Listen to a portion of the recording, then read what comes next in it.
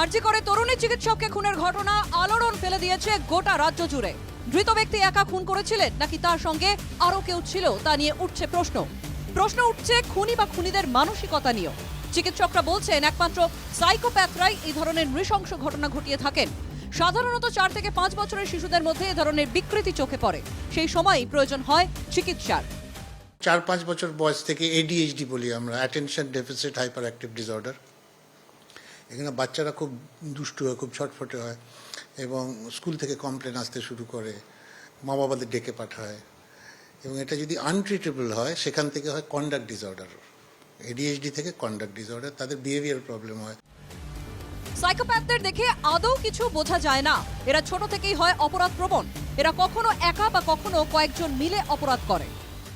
যারা এই ধরনের কাজগুলো করে এরা অনেক সময় সিঙ্গলি করে কিংবা গ্রুপে করে এবং এই ক্ষেত্রে সম্ভবত গ্রুপেই হয়েছে এবং এটা definitely it is a disorder এবং এটা আগে থেকে বোঝা যায় না।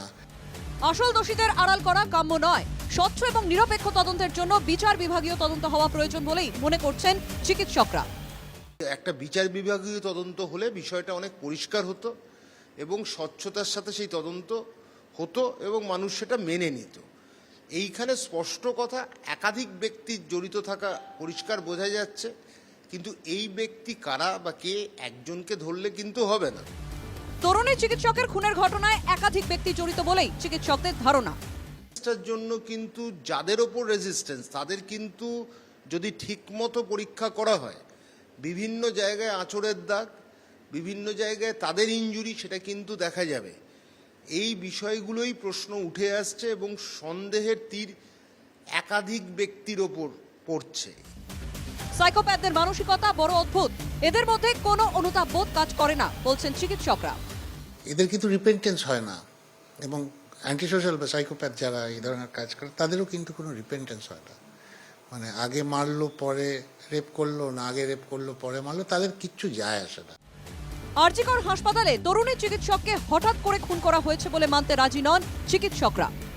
এটা কিন্তু স্পোরাডিক ঘটনা নয়, এটা হঠাৎ হয়ে যায়নি।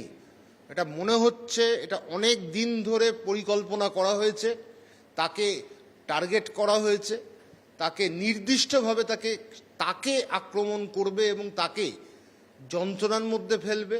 হয়তো খুন করার পরিকল্পনাও ছিল, সেটা কিন্তু অনেক দিন ধরে হচ্ছে। আরজি করে তরুণী চিকিৎসকের নৃশংস খুনের ঘটনা নাড়িয়ে দিয়েছে চিকিৎসকদেরও। চিকিৎসক মহলও চাইছে এই ঘটনায় প্রকৃত দোষীরা শাস্তি পাক। প্রশাসন যেন কাউকে আড়াল করার চেষ্টা না করে। পৃথা দাশগুপ্তের রিপোর্ট, NKTV বাংলা।